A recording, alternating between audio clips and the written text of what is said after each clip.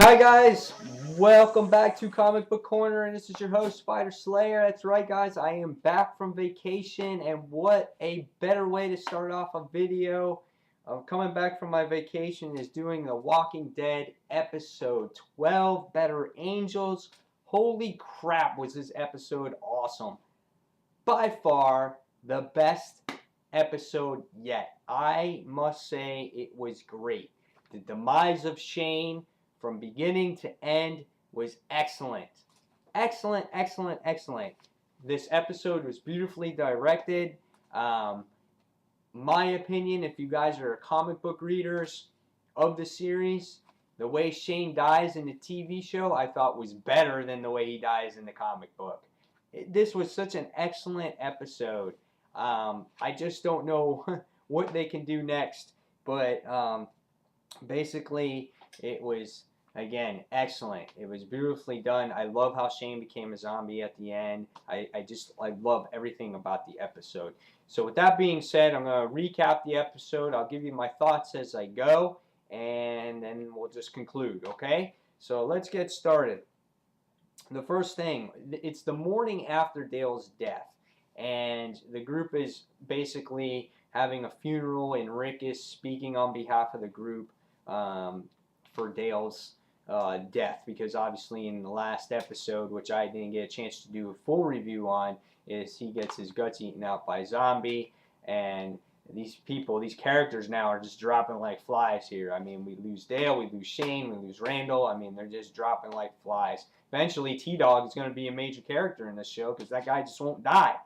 But anyway, as we go, you can see as Rick is talking, you can see that part of the group is protecting the farm. So you have T-Dog, you had Shane, you had Andrea, and you had Daryl. They were in the beginning of the episode. They were basically just protecting the farm, killing off a few walkers here and there, or a few roamers, whatever you want to call them.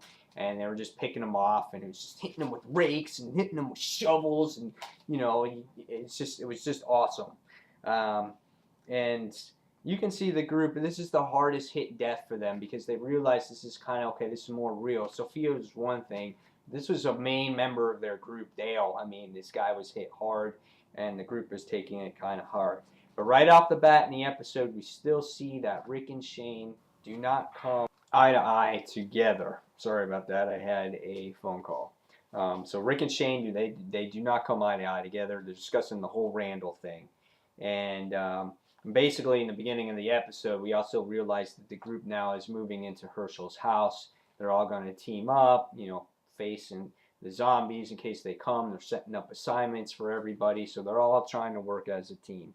In the next scene, we see that Carl is afraid to go to his parents, so he goes to Shane, and he actually confesses to Shane about Dale's death, how Carl blames himself because he had the gun pointed to the zombie and he did not kill him. And basically Shane's sitting there going, you got to take the gun, you got to protect himself. And Carl runs away. He's like, I'm not touching the guns ever again. So Carl runs away. And that's what happens with that episode. For me now, this next scene is, I think, what sets Shane over the edge. Lori, says all this stuff to Shane. She basically unloads to Shane, and she's crying to Shane, and Shane saying that, I want to thank you for, setting my husband, and I never had a chance to thank you, and what we had at this point, at that time, when we were together was, special, and blah, blah, blah, and I'm not sure if it is his baby or your baby, and how much that must mean to you, and how hard it is for you. Basically, she's showing she has feelings towards Shane, and I think Shane takes it real hard. And all of a sudden, because of this discussion, he's just like, oh my God, if I can maybe get rid of Rick, something happens to Rick, I can get this family back, and they can be on my side. So this conversation on what Lori discusses with Shane, I think, is what begins to really set Shane over the edge. I mean, that was truly what I think it is. Next, Shane, again, talks to Rick about Carl's actions, about how he thinks, how Carl thought that, you know, it was his fault why Dale died. And Carl basically goes to, Shane basically goes to Rick and says, you know what, you need to talk to your son about this. And Rick was discussing to Shane about, well, I'll have his mother talk to him. And he goes, no, I think this is a position for his father. And, you know, and Rick was bordering behind, you know, Randall's, what are they going to do with Randall? And Shane's like basically saying, you know what? What's more important, I see, a prisoner or your son?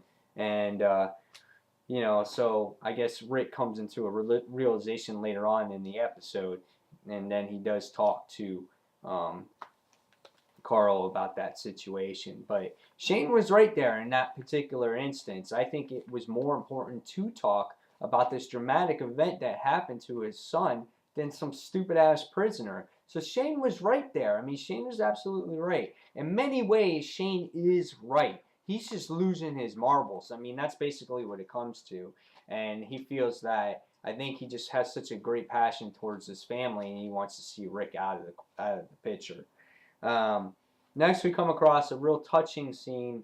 I guess it's in remembrance of Dale with Glenn and Andrea fixing the RV, and how Glenn has, you know, grown up, and Glenn would be, you know, or Dale would be proud of Glenn about, you know, how he's, I don't know, fixing the RV and stuff like that. So you're kind of like, oh yeah, that's a nice little scene there, and they get the RV started, and so it's just that RV is Dale, you know. So when you watch the show from now on and you see the RV, you think of Dale. So it was nice to see that little scene.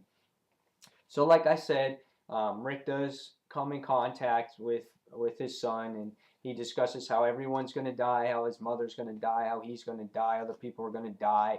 It's just we're trying to prolong it. And he hands Carl the gun basically for protection and to protect himself and to prolong his death. So he just comes to a realization for his son that, you know, this is not the world that I grew up in, obviously, and I wanted more for you, but he just can't help it. So that was a nice little scene as well. His father and son has talked. Next, we see Shane. This is when he totally starts to lose it. He goes into the bar and he sits on the chair.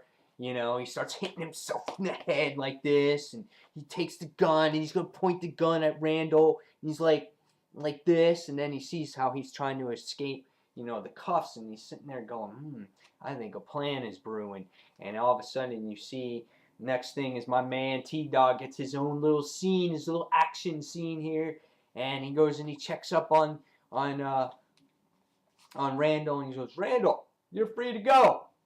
Oh, hell no. He knows he's gone, and he takes off. That's it for Randall. I mean, Randall's gone, and then that's it for T-Dog. T-Dog's all done with his scene. Thanks, T-Dog, for your contribution this week. Killed a couple zombies in the beginning, and you're like, oh, hell no. And then you said some other words when they were going to take Herschel's bed or something. So that guy's got to die in the next episode. I'm almost for sure that he's just going to be one of the casualties next week in the season finale. But enough T-Dog, we're going to go on.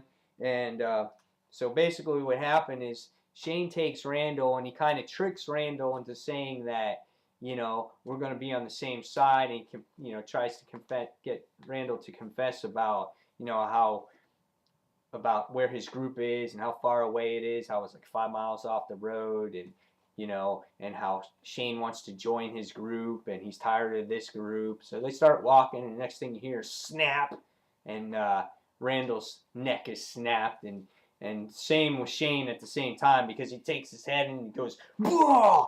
Blah!" and he breaks his nose against the tree, and he breaks his nose, and he goes out towards the group, and he's sitting there going, Rick,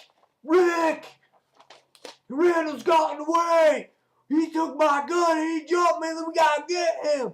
So then his whole ploy is to get Rick, you know, out there in the open field so he can kill him and separate the group. He could have shot him at any time, though, because when they were together, he could have just pointed his gun and shoot him in the back of his head. But I don't know. He had this plan to get him out in the open field. But right away, Daryl's suspicious of the whole thing. My man Daryl, this guy, he's back, guys. He's like, he weighs 125 pounds soaked wet. What are you talking about? He can jump you. And then right away, Rick, you know, separates the two, and they split up. Glenn and Daryl, Shane and Rick, and right away they're split up. Well, Daryl and Glenn, they basically find the tracks as Daryl is searching around, because Daryl's the tracker, and they find the gag and the blindfold or whatever it was, and they notice that there was tracks moving around, and next we see Randel zombie, and he's coming after Glenn, and Glenn kind of freezes again, but once the Randel zombie goes after Daryl, something clicks in Glenn's head, and he's like, you know what, I gotta get back in this thing. He takes a machete, I think that's what it was, right in his head, and Daryl's like, nice. So that was a nice scene to see Glenn get back in the action there, and it was cool to see the Randel zombie. I was kind of curious to see where this character was going to go, but right away, a couple episodes into it, they kill him off. So we don't have to worry about Randel anymore. He becomes a zombie, and that's that. Next thing we see is that this was a great scene. This was an excellent scene, and now this is where we start comparing the comic book in order to the show. And this scene was so nice, just seeing Rick and Shane go out into the full moon, open field. Rick starting to question Shane, and you can see that Shane's intentions were to kill him out in the field, and Rick figured that out, and he goes, is this where you planned it? What are you gonna do? You're gonna kill me, and then you're gonna pretend that you're daddy and have Lori and Shane call you daddy, or Lori and Carl call you daddy, Shane. And it's just like, and then Shane is just sitting there going, you're not fit to take care of your family. You got a broken wife, a weak kid, and and it's just like, it was just crazy. I mean, you could see he's just lost. He's got the gun. He's like, he's like, got his tongue sticking out. He's pointing at it. And Rick's whole ploy was basically, you're not going to shoot an unarmed man. He was, getting the gun to him. We'll take you back to the farm. This will never happen. And next thing we see is gut, knife right in the gut, man. I mean, God. I was like, oh, damn. That was crazy. That didn't happen in the comic at all for you people that didn't read the comic. In the comic, basically, Shane is just going off on Rick, and then we see Carl, he basically just shoots Shane in the neck, and he goes, you're not going to hurt my daddy anymore. And then that's how that ended, and that basically was at the end of this first graphic novel. This was the very first one. I think you guys can get this graphic novel for $10. Really inexpensive if you guys have never read the comic series, so you can compare the two. And actually, Shane's death doesn't come until much later in the TV show than it does in the comic book.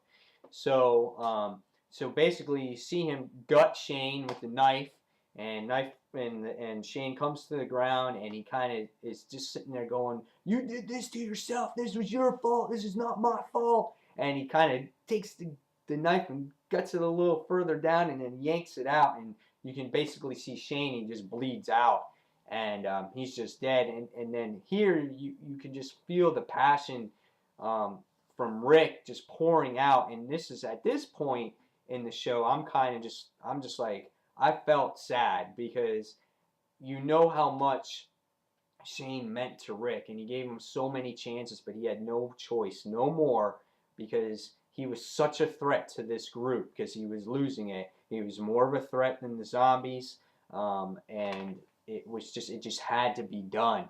And you can just see Rick just loses his mind for a few minutes, and is just like looking for support, looking for help, looking for human contact to show his empathy, but there's nobody there. And as time goes on, he just is sitting there and looking at Shane, and you're just wondering if he's waiting for him to become a zombie to shoot him. I don't know. But then the next thing we see is flashes of zombieism coming. So I don't know if that was what was going on in Shane's brain before he was waking up to become a zombie. And then all of a sudden you see Carl. And now this is what's again different in the comic, is you see Carl raises his gun, and right away you think, oh my God, he's going to shoot his dad. And I kind of put it together because I read the comic, and I put it together that Shane was going to rise up and become a zombie, and I don't think you have to be a genius to figure that out. And then his son was going to shoot Shane as a fitting ending to the episode for the most part. But it was nice to see Rick just sitting there pleading to his son, please don't shoot me, it's not what you think, and kind of got you going there for a second. But you see Carl just do a nice headshot to Shane, and seeing Shane as a zombie was a fitting end to his character in the show. It was awesome. And then at the very end, you see zombies walking around, and it looks like at the next episode, you're going to see that the group is going to protect their farm, and then at the end, they're probably going to have to move elsewhere because the farm is no longer safe. It's no longer their safe haven. So you're probably going to see a new location starting in the next season. But my outtake on the episode was like 5 out of 5 stars. It was awesome. It was great to see, Shane as that zombie. It was great to see Carl kill him. It was great to see Rick take out all that built up frustration with him. It was just so well done. I loved this episode, and I want you guys to comment back to me on what you think this episode was to you. Do you think that this show is going to kind of suck now because Shane is gone? He was such a strong force in this TV show.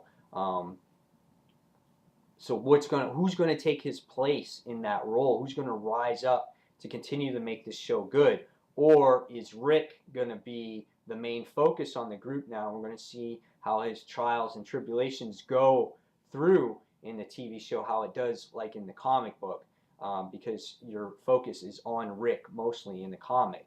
So now that Shane is out of the way, we're going to see what happens. But man, Shane was a major force in this show. I wish he didn't have to die, but as you can see his character leading towards that insanity, it was very obvious that it was going to happen eventually. We just didn't know exactly when. So please, guys, leave me a comments on this particular episode. What about Shane? How do you think it's going to affect the show? What do you think about the show? Yeah, let's talk about it, because this, by far, I thought was the best episode yet. So that's all I got, guys. Again, leave your comments. It's good to be back from vacation doing my videos again. So until the next review, this is Spider Slayer signing off, and thanks for watching, guys. Subscribe today. This is Spider Slayer out.